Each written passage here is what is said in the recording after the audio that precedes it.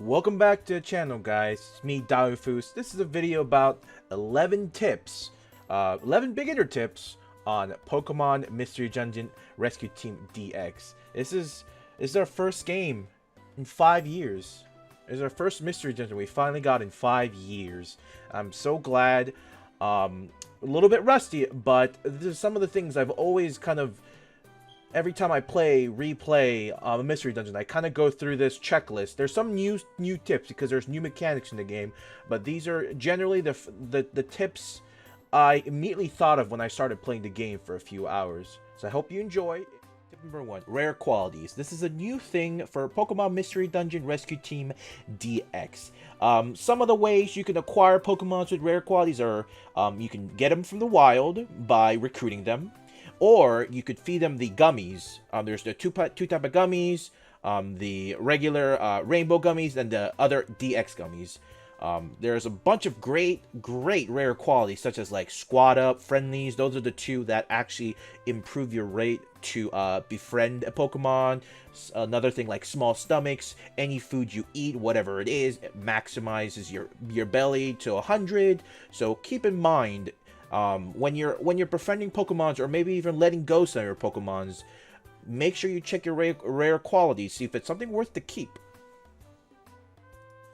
Tip number 2, make use of the partner hunger mechanics. What do I mean by the partner hunger mechanics? If you notice, whenever you go on an expedition, only the leader loses hunger. This means as long as the Pokemon is on the second slot, they never lose any hunger. So if your first Pokemon is really low, maybe 1 hunger, you can swap them over into a fresh 100 and you don't have to worry about it until all of your other party are at low to 0. Then you start have to feed it with apple. But this is a really good way to save apples on the long run. If you know the trip isn't going to be that long, don't waste an apple. Just be smart and swap your partners around.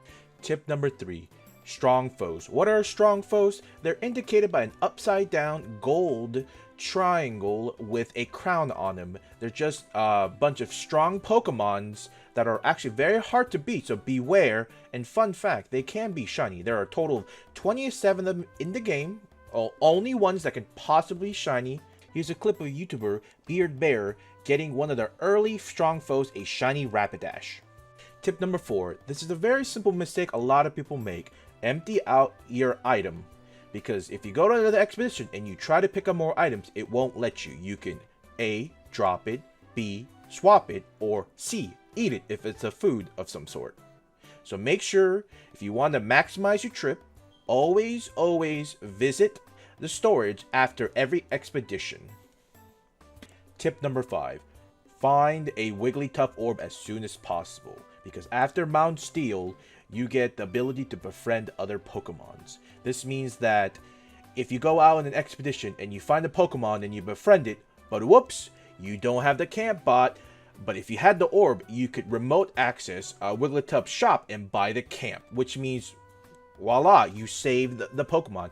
Because if you didn't know, if you don't have the camp unlocked for the Pokemon you befriend, at the end of the expedition, he will just leave. He'll probably give you money, item, so kind of a really bad deal. Tip 6, always bring extra max ethers and apples, because you don't want to be the guy that goes to an expedition and lose because all of your Pokemon had to struggle and lose. And apples, a very integral item to the game because of your hunger bar. Because when your hunger bar drops to 0, you start losing HP. There is a rare quality, Notorious Fasting, which does prevent you from losing HP, but the trade-off is that you cannot naturally heal anymore. Tip number 7, try to stack as many missions in one place. Don't try to go to one location for like a mission or 2. Try to get 3, 4, 5, 6, as much as you can. The more the better, because the moment you go in and the moment you leave, that's it. You go to the next day. So try to utilize the day to the fullest. Tip number 8, try to collect everything on the floor. This might not be such an important tip if you use auto mode, but as someone that doesn't really like using it because it kind of puts me in a bad position sometimes, it's a very convenient mechanic, but I just prefer collecting the items myself and I can also prepare for anything that comes in the way before it. Tip number 9, position. Position might not seem as important as you think, but in the longer run, it will help you out, put you in a better situation, let you get the first hit, better position yourself for an upcoming attack, and do just extra damage that you wouldn't be able to do if you met the Pokemon head on.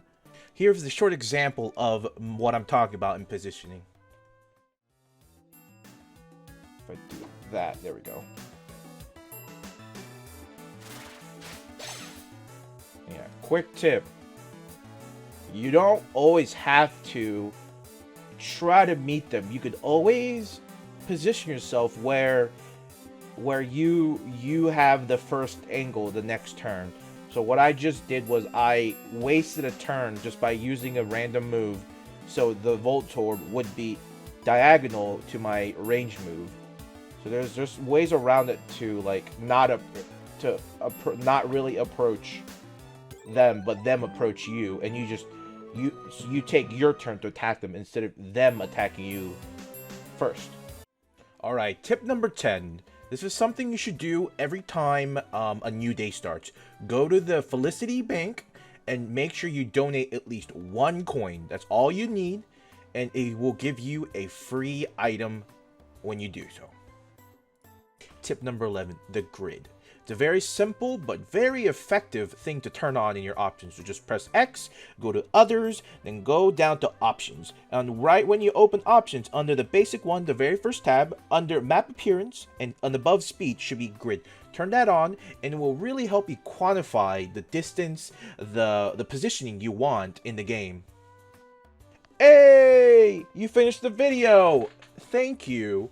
Make sure if you have any other tips that I missed, please leave them in the comments, and I'll make sure maybe I'll do a follow-up video if there's enough I missed. But please give a like, comment, subscribe, whatever. Don't forget I stream on Twitch Monday, Wednesday, Friday, and Saturdays. Also have Twitter if you like Twitter. But yeah, thank you very much. There will be more Pokemon Mystery Dungeon DX content. Have a few of them planned out. Should be out not too long.